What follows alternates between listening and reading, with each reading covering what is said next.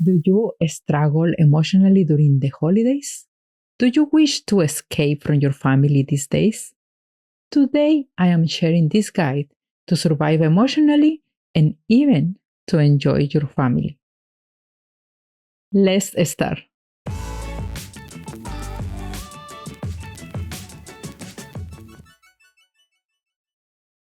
First of all, let's agree that there are no perfect families as much as social media and postcards you receive want you to believe.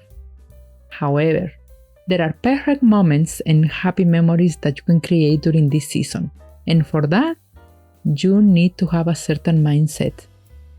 Here are some suggestions. Lower your expectations. You know your family, and I am positive you can almost guess who is going to cook, who is going to open the dance floor, and who will give the most expensive gifts. Also, you can guess who will get drunk and insist on driving, who will be mean to others, pick up a fight.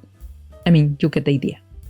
However, if you take the decision to be forgiving and let go of your fantasy of a perfect family reunion where others will care for your emotions, you are free to let those great memories accumulate. Take responsibility for your well-being.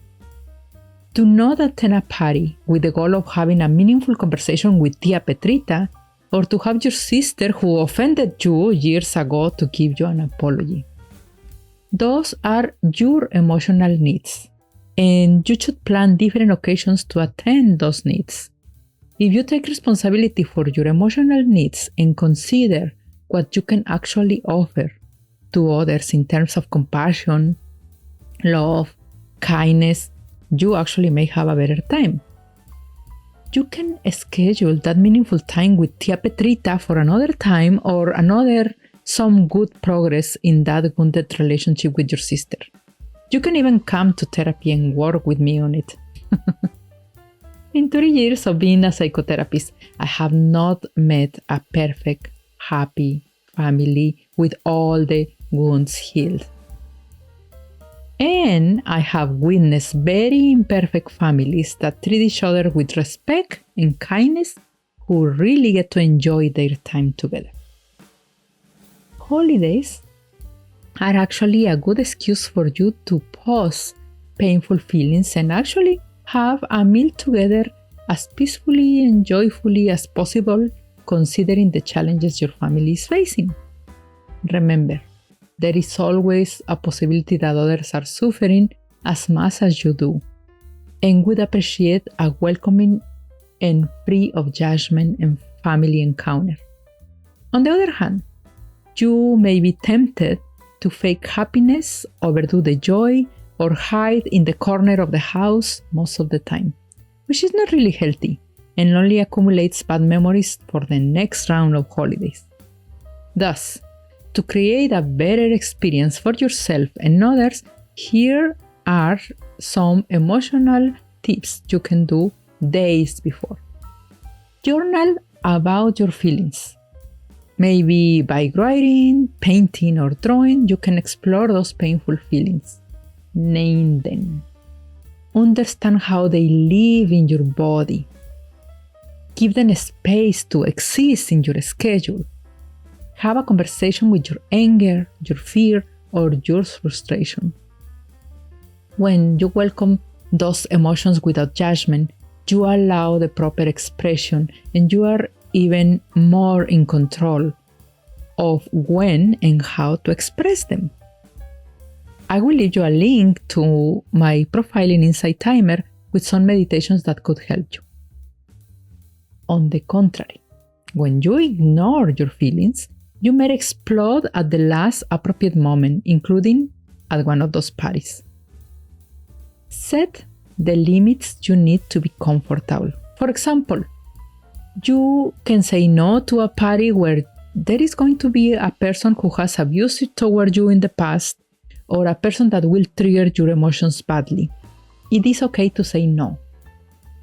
It is okay to leave earlier before people get drunk.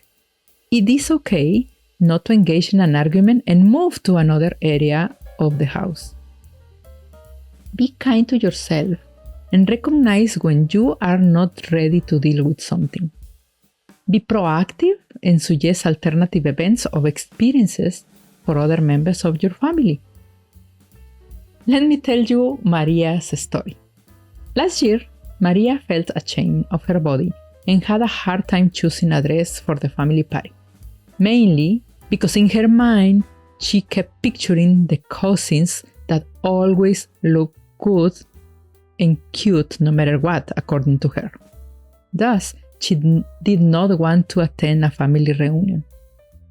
We discussed her possibilities for changing her experience and how to focus on those areas of the body that she actually likes. She asked for help for one of those cousins in getting a lovely and fancy red dress that helped her to feel very comfortable and cute. We also did an exercise of gratitude for the health that she has now and how strong her body is. She endured a hard pregnancy that year. She mentioned after the exercise how much she actually has to celebrate her strong legs and arms and her smile and everything she named, everything she liked about her. After the party, she showed me a picture where she looked very happy among her cousins, and actually this year they plan to get ready together sharing makeup tips and tricks. My second story is about Juan. In a couples therapy session, Juan mentioned last year that he wanted to hide the entire season because he finally remained sober for weeks after so much effort, and he was afraid that he may drink again. So, we created a plan where he could attend with his wife to all those parties. He actually volunteered to be the designated driver and gave permission to his wife to invite him to leave if he were to drink even one time. That was a challenge they managed very well as a couple, and Juan reported he now is actually able to have interesting and enjoyable conversations with family members that he avoided before. He knows it's a work in progress and he's willing to keep working on himself. His wife is hopeful now, and now she believes that he is committed to his well-being. I wish you the best holidays you can have. And remember, we all have emotional challenges. You are not alone in this one. I hope this episode inspired you to get ready and have more fun.